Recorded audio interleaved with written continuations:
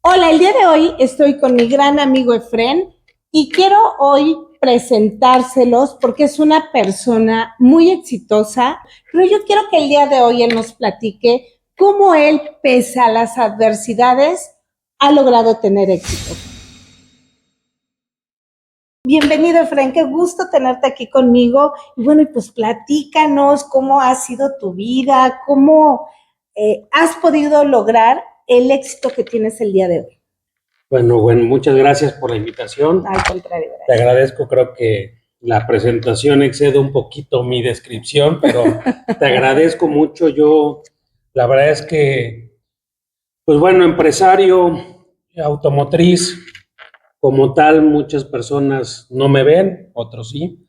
La verdad es una cuestión de perspectivas y de cómo me veo yo, ¿no? Al final del día no ha sido fácil. La realidad es que un proyecto que yo inicié hace 10 años se derivó de pues, una trayectoria como empleado, es la realidad, ¿no? Antes que de ser empresario, fui empleado, intenté independizarme o emprender. La verdad es que no lo logré, fue fracaso. Antes en la parte universitaria intenté dos, tres cosillas, no las logré. Y la más fuerte fue en el inter de ser empleado, intentar independizarme, que muchas veces eso es lo que vivimos como emprendedores, ¿no? Un desconocimiento, más que tenemos una pasión y muchas veces no tenemos la preparación adecuada financiera, económica, contable. Nos aventamos a un proyecto y por eso es que en la actualidad muchas empresas que nacen perecen porque no tenemos alguien que nos asesore, alguien que nos guíe y alguien que nos apoye para emprender y salir adelante, ¿no? Entonces, Fíjate que te interrumpa, pero nos dicen, ¿qué tan cierto es esto, Efren, cuando nos dicen que más fracaso es igual a éxito y que entre más rápido fracasemos, podemos lograr el éxito? Eso es por un lado.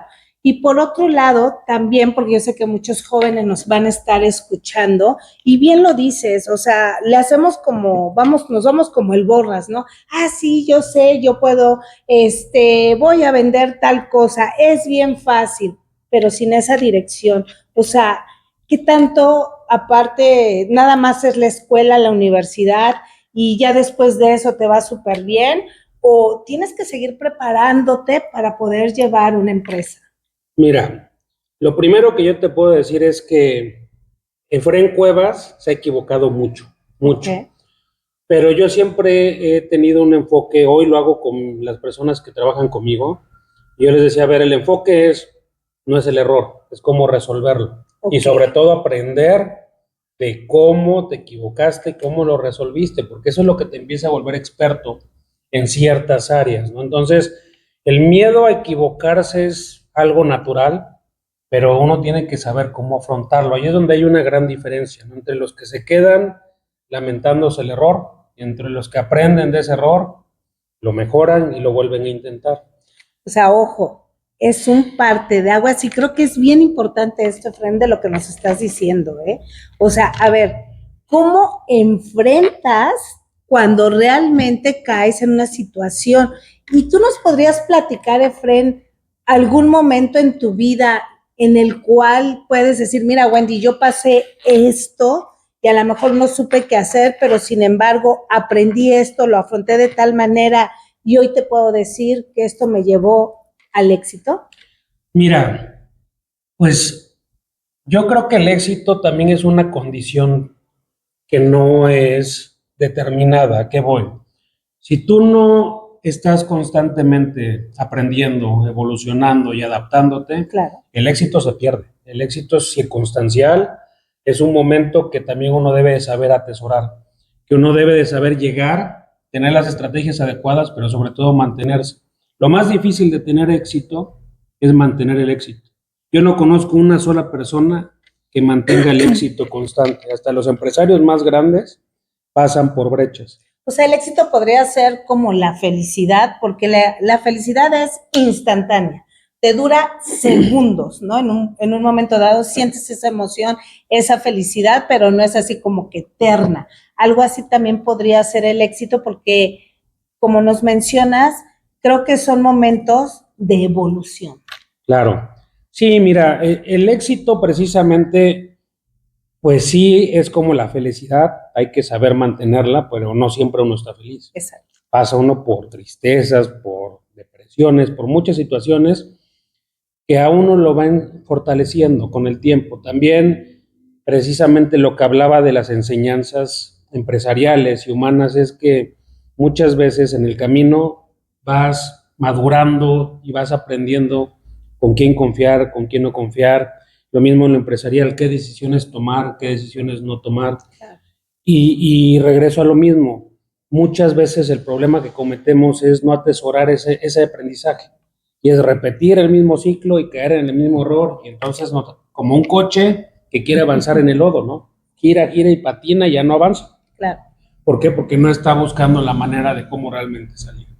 Entonces, para mí el éxito es precisamente lograr salir del lodo y cuando uno vuelve a caer, saber cuáles son las herramientas suficientes para volver a salir.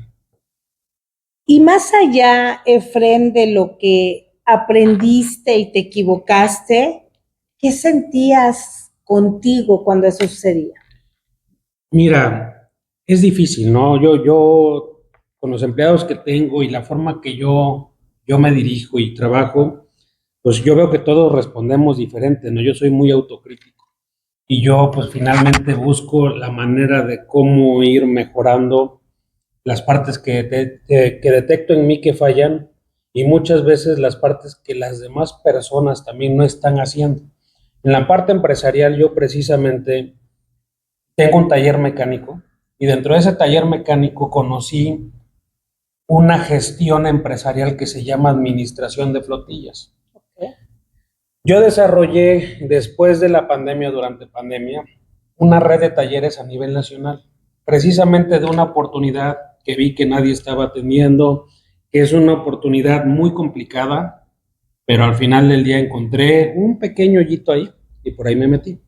Hoy trabajo, mi negocio principal precisamente es, trabajo por una empresa holandesa que tiene circulando en el país una cantidad muy grande de vehículos rentados y yo me encargo del mantenimiento de todos esos vehículos, ya sea en Tijuana, en Mérida, en cualquier parte del país que estén, se comunican con nosotros y nosotros les gestionamos el taller, supervisamos y comunicamos al cliente las necesidades del vehículo, nos autorizan, se repara, superviso la reparación, entrego la unidad y le pago yo al taller y ya con la empresa yo trabajo la parte que es la gestión administrativa.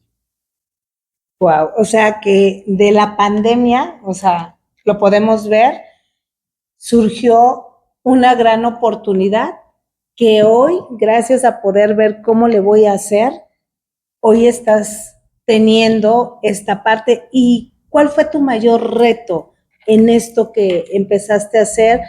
¿A primera pudiste tenerlo o tuviste que pasar por varias situaciones? No me lo vas a creer. La verdad es que mi gerente general es un primo hermano mío.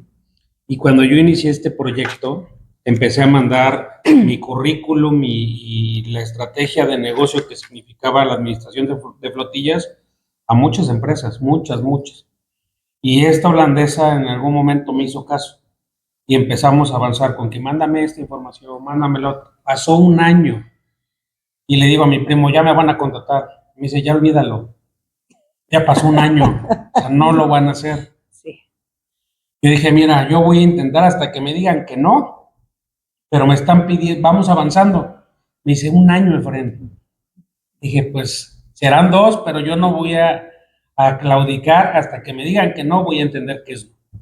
Entonces fuimos avanzando. Pasó un año, no recuerdo días, y me mandan el contrato. Wow. Y le digo a mi primo, yo huele a éxito. Como te mereces. Y luego cuando le pagaron, miren, los billetitos aquí. No, porque ese fue otro proceso, ¿no? Sí, claro. Cuando justamente lo que platicábamos del tema de de tener una empresa y muchas veces desarrollar negocios sin estar preparados, porque después de este gran contrato, pues viene el tema de lo que hacen las grandes empresas, es, sí te contrato, pero dame crédito. Y tú dices, Dios mío, ¿y ahora qué voy a hacer? Porque empezamos a hacer un análisis de facturación y dije, son 30 días, necesito N cantidad de dinero, necesito hacer algo. Si no, voy a perder por lo que peleé todo este año. Y ese fue otro reto. Porque fíjense, primero fue, a ver, dentro del proceso de 1 año y días, ¿en algún momento sentiste, o sea, tú, porque aunque tu primo te había dicho ya no más, tú interiormente en algún punto pudiste haber dicho, pues tal vez tiene razón y mejor aquí lo dejo, o siempre tuviste, mientras me digan que no, yo sigo avanzando? Siempre, mira, hay una niña aquí en Orizaba que a lo mejor si escucha esto vas a ver quién es. Vas a ver quién es. Cuando ella iniciaba, me platicó lo difícil que era empezar en el tema de ser influencer y hacer patrocinios o más bien publicidad para empresas. Y yo le dije, mira, para mí la vida, los negocios y todo es como una piñata. Te dan a ti un palo. Digo, y tú decides en qué momento retirarte de la piñata. ¿Por qué? Porque muchas veces le estás da y da y da y da y da y lo sueltas y se lo das al que sigue y al primero la rompe y todos los dulces son para el siguiente. Entonces, la frase fue, no dejes de darle palos a la vida porque no sabes en qué palo vienen los dulces. Entonces, ese es mi mantra, ¿no? Mi mantra es ese. Todo el tiempo es no, hasta que no tenga el no, para mí todavía hay una oportunidad. Entonces ahí fue con esa mentalidad, tú seguiste, pero dices, ya tengo el sí, huele a éxito, y luego fue así de, necesito capital. Correcto. ¿Qué pasó ahí? ¿Cómo lo resolviste? Pues muy difícil, ¿no? Por eso precisamente son los planes de negocio, por eso son las proyecciones, por eso es importante mantener un buen historial crediticio, muchas estrategias que ya son empresariales, ¿no? Que es lo que ya te hace a ti el día de mañana cuando estás creciendo como empresa tener estrategias sólidas de apalancamiento, porque hay empresas que crecen apalancadas. Dicen los financieros expertos que una empresa es más sano que crezca financiada que con capital propio. A mí me cuesta mucho trabajo entender eso, pero es la realidad. Lo fui entendiendo con todo esto. Entonces, o sea que esa parte y fíjate que eso apenas lo platicaba con mi hijo, ¿no? O sea, que los ricos o los millonarios, no sé cómo decirlo, ellos viven y hacen los negocios de la deuda, o sea, no porque no tengan, ¿no? En tu caso, pues no era así en ese momento, pero ellos siempre se apalancan. Es correcto. Y eso es algo que tuviste que aprender también. Es correcto. Eso es algo que no te enseñan. Y pues hay muchas cosas que no te enseñan, ¿no? Que la vida te va enseñando, ¿no? El día Entonces, a día. Es donde justamente te decía, a ver, la vida te enseña, pero si no quieres aprender, pues ya depende de cada uno, ¿no? Entonces, tuvimos que hacer muchas estrategias, pedirle crédito a mis proveedores locales, pedirle crédito a mis nuevos proveedores que dan talleres, estirar lo más posible, también pedir líneas de crédito. Entonces, hicimos la suma de muchos esfuerzos para lograr, yo le llamo la rueda, para lograr dar la primera vuelta en la rueda y empezar a caer el dinero. O sea que le llamaría yo como empezaste y hacer alianzas estratégicas, ¿no? O sea, obviamente apalancar con el proveedor, mira, tenemos esto. Sí, hasta la familia le tocó también ayudarnos. En serio, a la familia le tocó ayudarse. Y bueno, todo eso está muy padre en la cuestión de la empresa, pero también me gustaría preguntarte un poquito, ¿qué pasa con la esposa, con los hijos, en todo este tipo de momentos que te toca enfrentar día a día como empresario? Mira, es muy difícil, o sea, todo el mundo habla de un equilibrio, todo el mundo habla de muchas cosas que yo sinceramente hablo por mí, ¿no? Claro. Por mí. Y digo, a ver, ¿qué es el equilibrio para Efraín?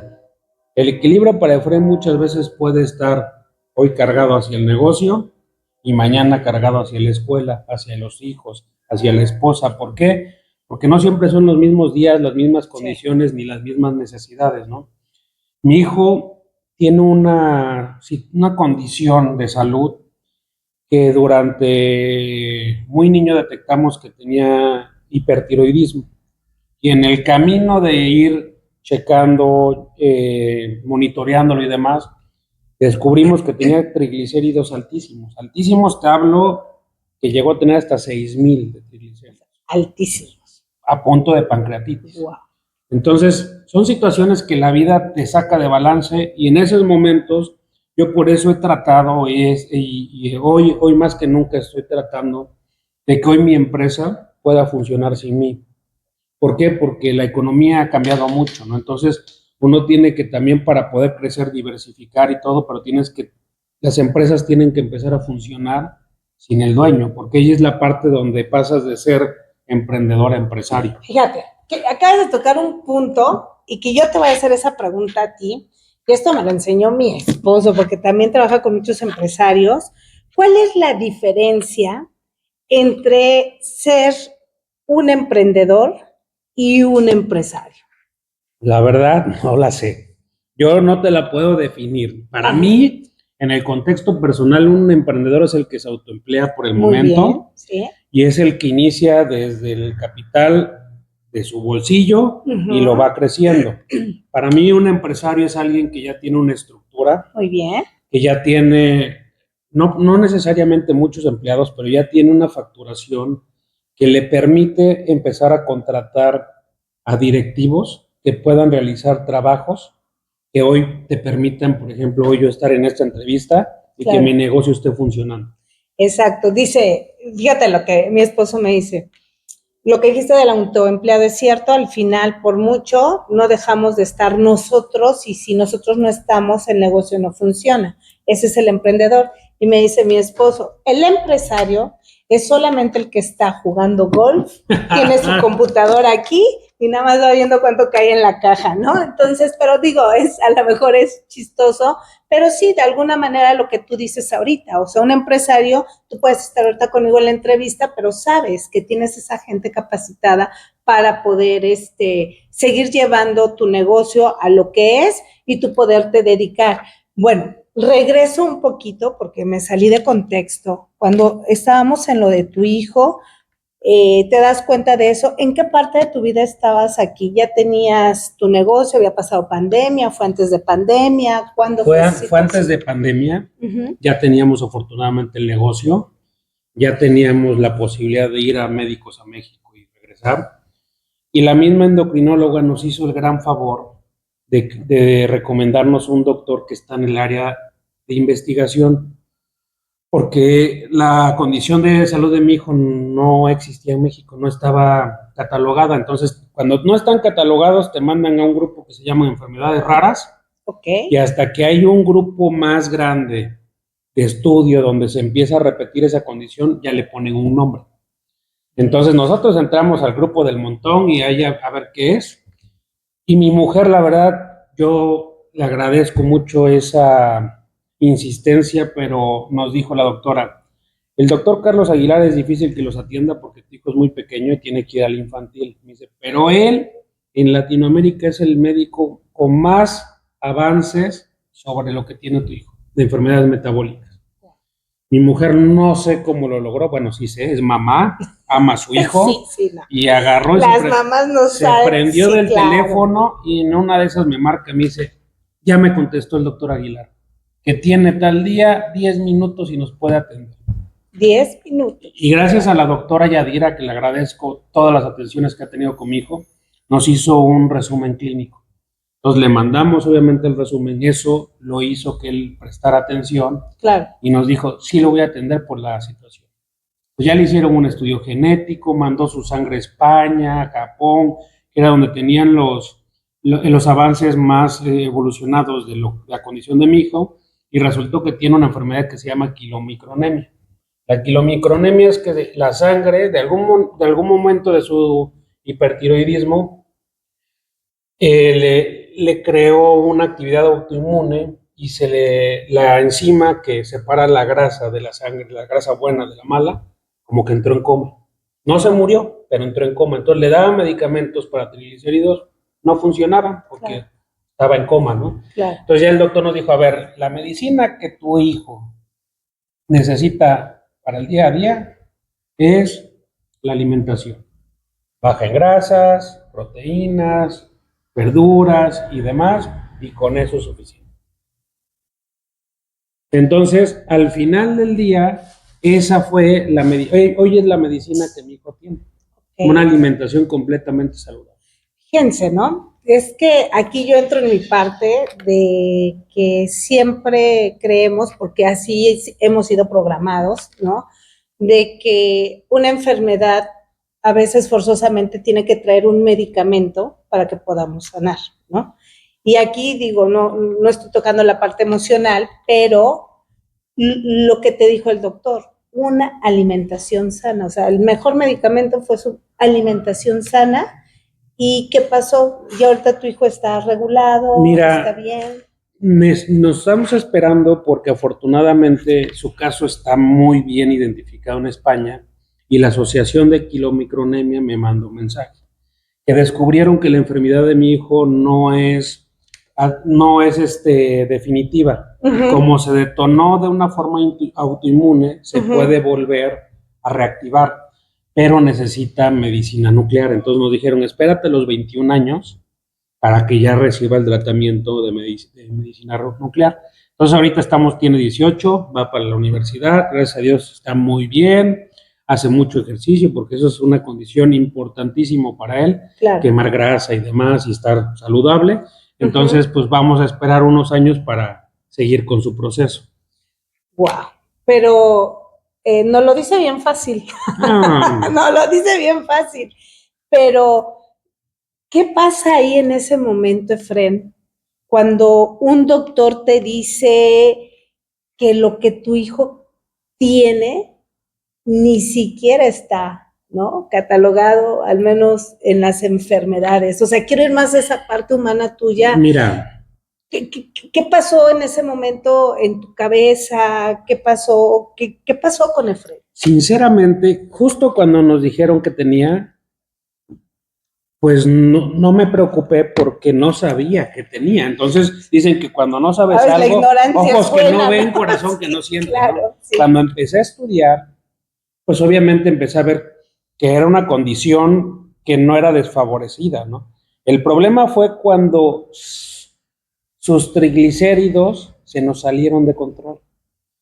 Le salieron como granitos en el cuerpo, que eran depósitos de grasa, que quería decir que su cuerpo no estaba asimilando. Claro.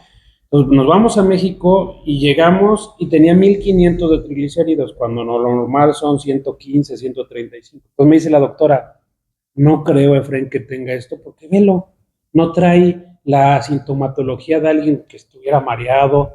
Pues resulta que mi hijo, aparte, salió asintomático. No, bueno. Entonces me dice, regresa a Orizaba porque tomaste los estudios en otro laboratorio, regresa al mismo, a lo mejor el tipo de reactivos y el protocolo que hacen pudo haber alterado el resultado, regresa al mismo que vienes haciendo todo el tiempo. Pues llego al mismo y resulta que 3000. Y me dice la doctora, Efren, internalo en este momento. Y entonces, ¿qué hago? Pues ya teníamos a la reumatóloga, a la alergóloga, a la endocrinóloga y a Carlos, que cada vez que le pasaba algo a mi hijo les escribía, oye, está pasando esto. Entonces, todo era, ya está en el hospital en urgencias, ¿qué hago? Bueno, no le den esto, y ya tenía que consultarlo con el gabinete. ¿Pero qué pasó con Efren, no? En ese momento. Empieza 3000 y me dice la doctora, Efren, prepárate, porque si esto no se controla y sube, Orizaba no tiene hospitales de tercer nivel y una pancreatitis solamente se puede atender en un hospital de tercer nivel. Lo más cerca que tienes es el Niño Poblano, pero yo te recomiendo que te vengas hasta México. Ya estoy redactando los correos. Le hacen el siguiente control y 6000 de triglicéridos. En ese momento le empiezo a hablar a mi familia, le empiezo a explicar la situación. Obviamente mi vida en ese momento se destrozó por completo, ¿no? Estaba explicándoles y justamente cuando hablaba con mi suegro, ¡pum!, se me viene el mundo encima, ¿no? Le dije, necesitamos tomar una decisión. Dije, tenemos un siguiente control y si en ese siguiente control no evoluciona favorablemente, me tengo que ir en un aerotaxi si es necesario. Aerotaxi es una ambulancia aérea, por así llamarlo. Entonces, precisamente porque aparte estaba el tema de los bloqueos en México y todo estaba en contra de alguna manera. Yo soy un hombre de mucha fe, Claro. Y lo único que me quedó fue rezar y esperar. Lo teníamos en ayunas, lo teníamos con suero, y en el siguiente control empieza a bajar. Hasta yo. No te imaginas lo difícil que fue. Sí, claro. Entonces, pues, afortunadamente seguimos en ese proceso de que bajaran. Estuvimos, no recuerdo si fueron 2 o 3 días, pero en el tercer día pasó algo muy gracioso porque mi hijo come mucho. Bueno, es un chavo, no es un joven. Al final del día todos los niños comen mucho. Sí. Entonces llevaba 2 días en ayuno para bajarle lo más posible los triglicéridos, lo más posible. Pues pasaba un comercial de las hamburguesas en la tele y se ponía a llorar y me decía, tengo hambre, papá, ya me quiero ir.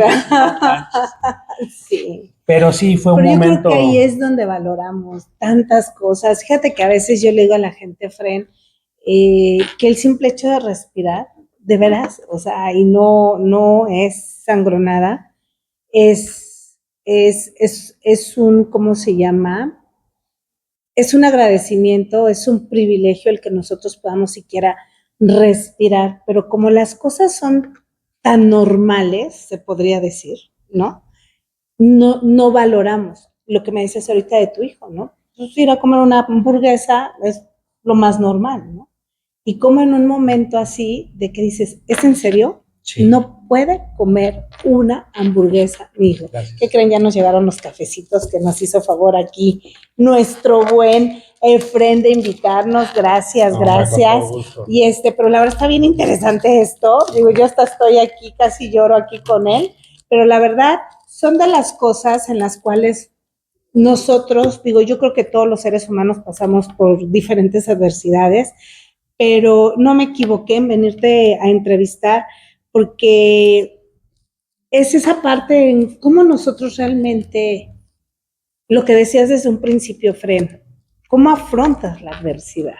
Creo que ahí está la clave, ¿no? En cómo afrontamos las adversidades, ¿no? Y creo que parte de todo esto, como lo decías, clave, yo no dudo, pero ni un minuto, que mucho es esa gran esposa que tienes. Sí, claro, definitivamente. La verdad es que yo siempre he hablado de mí, ¿no? Y siempre me gusta eso, porque cuando me dicen, oye, ¿ya te diste cuenta cómo es esa pareja y que ella trabaja y él no?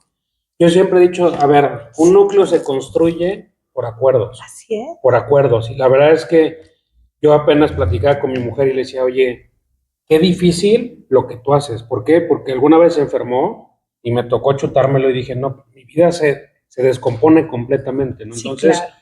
El tener a alguien que entienda, mira, no es de política, pero te voy a platicar esto. En algún momento cuando yo me casé con ella me dijo, todo lo que quieras menos política. Ya, lo declaro ahí. Imagínate. Entonces, cuando ella vio que me metí a la política, sí, le dije, amor, me dice, ya no me digas nada. Me dice, estoy viendo tu cara.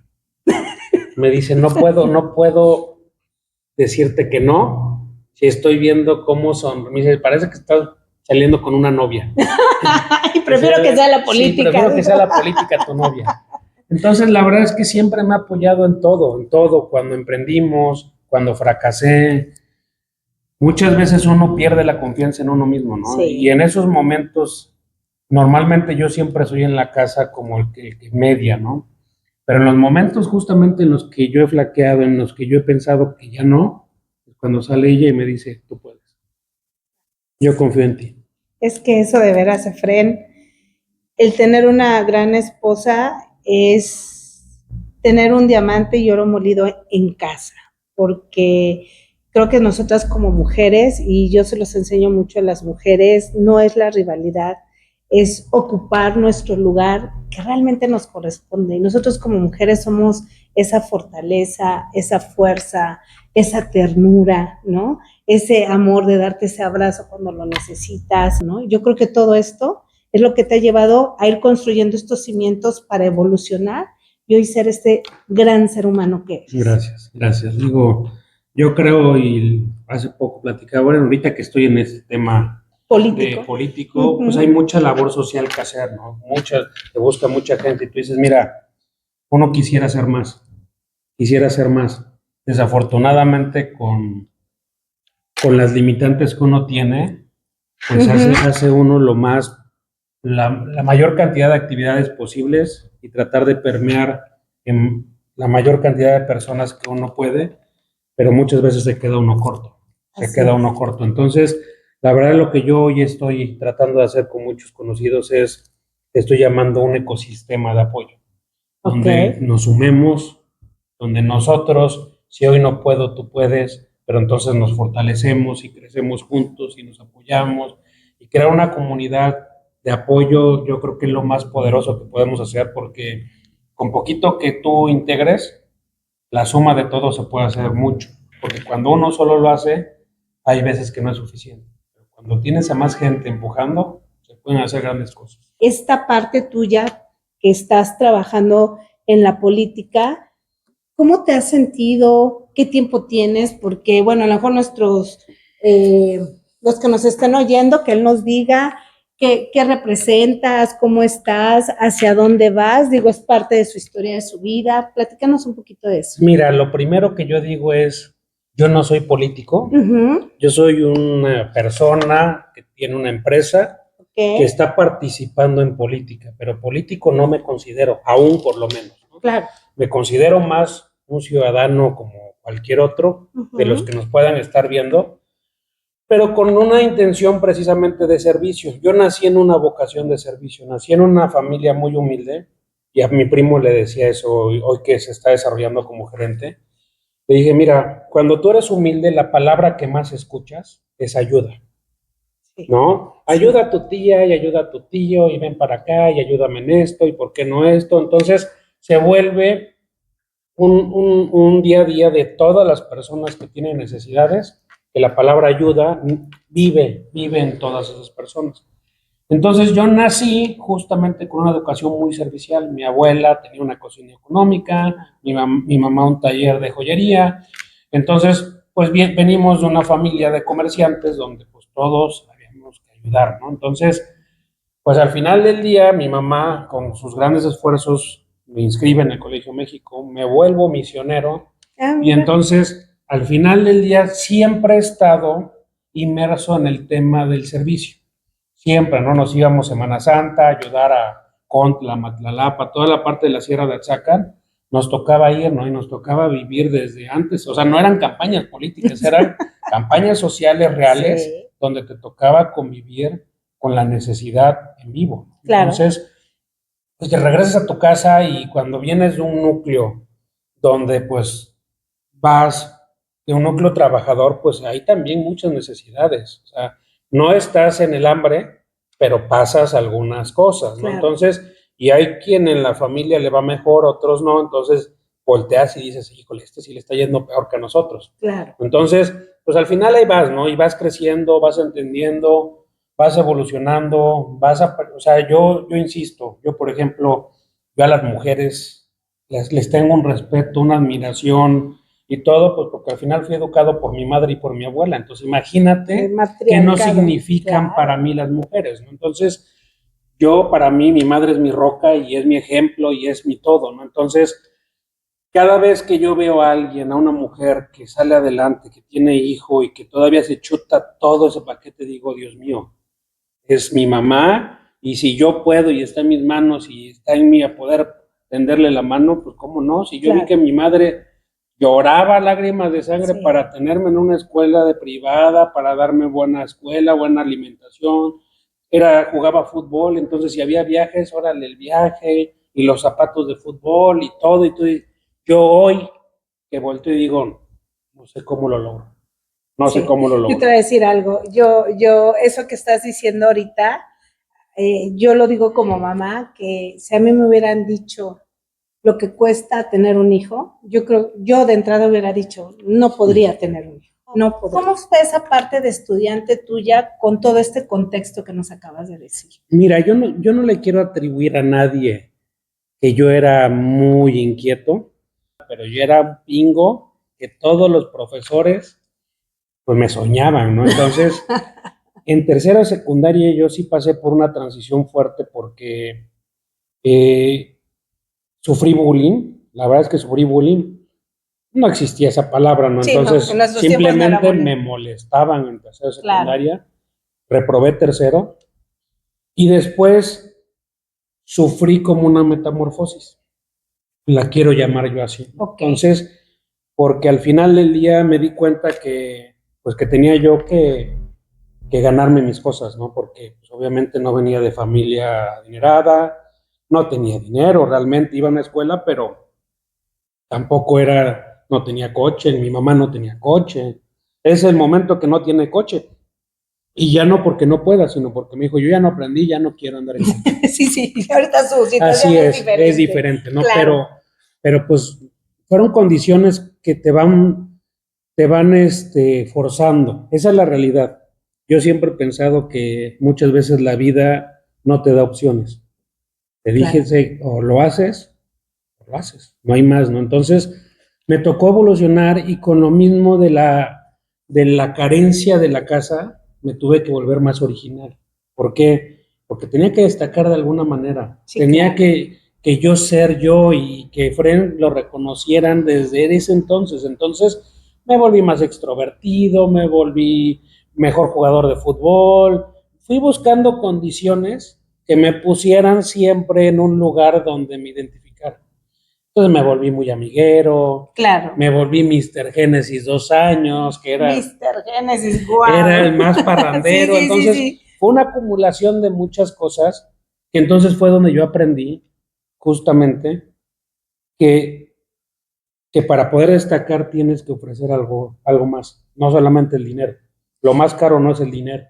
Fíjate que es bien importante lo que dice Efren, porque muchas veces el niño que sufre es un adulto que después demuestra. Entonces, ¿crees que estos momentos que tú viviste de niño influyó muchísimo para lo que hoy eres? Completamente. Completamente, yo siempre, o sea, no todos, no son fórmulas, no es tendencia, pero si tú haces un análisis, muchos de los personajes importantes del mundo tuvieron infancias difíciles, Claro. ¿no? Entonces, yo creo que más bien es el camino que te forja y te forma a lo siguiente, ¿no? A lo que eres. Yo no puedo avergonzarme de todos los desórdenes que hice atrás, porque eso es lo que me volvió la persona que soy hoy. ¿No? Por ejemplo, me dicen, borra fotos, ¿no? O sea, a ver, yo soy como soy, fui como fui, soy un, ¿puedo decir una grosería? Sí, claro. Adelante. Yo soy un desmadre y soy un desmadre Sí, claro. antes, después, sobre, delante de mis hijos. ¿Por qué? Por ejemplo, yo no soy el papá que le dice a sus hijos, yo iba súper bien en la escuela y yo era ejemplar, ¿no? Yo siempre les he dicho, a ver, uno, no tenemos las mismas condiciones de vida. Dos, yo era así. Y yo he platicado con mis hijos y he platicado cosas muy fuertes. Y yo se los he dicho, el regalo más grande que yo les puedo dar a ustedes es la verdad. Porque la verdad es fuerza. Y entonces el día que te quieran sorprender con una nota mía, con un mensaje para dañarnos, tú no sabes. Tú sabes todo y de mi boca y de mi voz, ¿no? Entonces, yo con ellos trato de tener esa comunicación muy clara y transparente porque también se los pido, ¿no? Les digo, el día que ustedes tengan algo que decirme, no tengan miedo, porque aunque no me guste lo que estén resolviendo, soy su papá y voy a acompañarlos hasta el fin del mundo. Así es, y creo que lo has hecho muy bien, porque a veces no es que cambiemos, yo creo que nos empezamos a construir para seguir viviendo. Sí, definitivamente, ¿no? Entonces, pues bueno, yo le decía a mi mujer algo bien importante. Yo le decía, mira, yo creo que sí es importante los entornos, que a veces no los vemos. Sí. Los entornos, ¿no? Coincido. Entonces, platicábamos de una situación que tuvo ella y sus hermanas familiares. Yo le decía, mira, la diferencia que nosotros tenemos en la casa es lo que tenemos atrás, o sea, de dónde venimos cada uno, tú y yo. Claro. yo soy lo que soy por la educación que me dio mi mamá. Entonces, eso es lo que me hace diferente a muchas otras personas. Entonces, pues realmente, y yo le decía a mi mujer, porque decía, es que no me escuchan los niños. Le digo, si supieran las veces que mi mamá habló, lloró, y que yo dije, yo no sé por qué no tiró la toalla a mi mamá. Sí, totalmente. Entonces, yo le decía, no dejes de hablar con ellos, porque gracias a todo eso que hizo mi mamá, hoy soy lo que soy. Así es. Y si ese Efren de ese adolescente, de ese niño, el día de hoy te estuviera viendo, ¿qué te diría? Ah, no se la cree. No, vaya, a ver, lo primero, es que no se la cree porque realmente, de broma, en la prepa me decían diputable. No, porque yo bromeaba, sí, bromeaba y les decía, yo les prometo agua eléctrica y luz potable. Entonces bromeábamos con eso, ¿no? Pero fíjate. Y siempre he sido de esas ocurrencias, ¿no? Entonces, al final del día, pues yo creo que, pues que si yo en algún momento me hubieran dicho que yo me iba a acercar a la política, no lo hubiese creído, menos iba a ser dirigente de un partido. Entonces, pues bueno, uno propone y Dios dispone, ¿no? Claro. Entonces, aquí andamos. No, pero verdad, porque a veces no nos damos cuenta, pero nos convertimos en ese alguien que el simple hecho que necesitamos todos en la vida y que creo que a cualquier ser humano nos cuesta, porque yo también me incluyo, es creer en nosotros mismos. Y yo creo que ya te la has creído, ¿no? Digo, en el buen sentido, y eso es lo que hoy te ha llevado. Y me gustaría que nos dijeras, ya para ir cerrando este podcast tan bonito y esta entrevista, es, ¿qué te gustaría? ¿No? Te voy a hacer dos preguntas. Una es, ¿qué mensaje le dejarías hoy a toda nuestra audiencia? Y dos, ese día que Efren tenga que evolucionar, ¿qué te gustaría que dijera tu lápida? Repíteme las preguntas. Perdón, maestra, que no lo entendí. Bueno, primero, pues lo que yo les diría a todos es, no tengan miedo a equivocarse. La equivocación es parte del camino, pero aprendan mucho de esos errores. Yo siempre he visto que la diferencia que una persona puede poner en un momento es la preparación. Si alguien camina sin estar preparado hacia donde está buscando llegar, pues entonces no hay una congruencia y enseguida se empiezan a ver las deficiencias, ¿no? Claro. Uno puede querer, yo platicaba con mi mujer este tema y le decía, a ver, tú sueñas con ser millonaria. ¿Qué haces para ser millonario? ¿Solo soñar? Hay que prepararse, hay que evolucionar, hay que crecer, estudiar, sudar, llorar, sufrir, equivocarse, levantarse. Es un proceso bien difícil y repetitivo, porque no llegas al primer palo, como a la piñata, ¿no? Entonces, pues la verdad es que no tenga miedo. O sea, yo justamente creo que el ejemplo más grande que existe hoy, que yo pueda darle, soy yo mismo, ¿no? O sea, vengo de una familia trabajadora, de una familia que muchas veces a lo mejor el proceso familiar es, encuentro un buen trabajo, tengo un buen sueldo y vive, ¿no? Entonces yo me salí de esa caja y dije, no, ¿yo por qué? Yo quiero más, yo esto, yo lo otro. Y pues aquí ando, yo siempre he dicho que he sido muy inquieto, ¿no? Entonces siempre quiero estar metiéndome.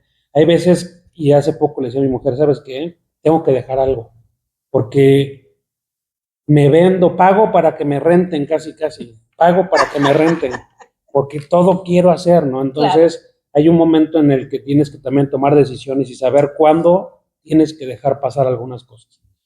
Entonces, y por último, ¿cuál era la última cosa? El día que yo me muera. Ajá, que evoluciones. Pues quiero que digan que... ¿Qué quieres que diga tu lápida?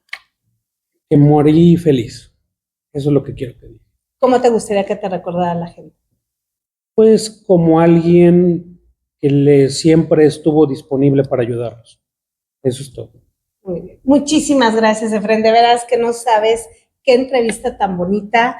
Me contagia mucho esta parte que siempre he visto en ti, esta calidad humana. Y yo sé que esto le va a ayudar a muchas personas que nos vayan a escuchar y pues todo el éxito del mundo. Y pues bueno, ya después lo vendremos a entrevistar. Yo espero que más allá de esa parte humana y que tanto empresarialmente como políticamente, sé que seguirás llegando muy bien. Gracias. Bueno, Un gusto, gracias.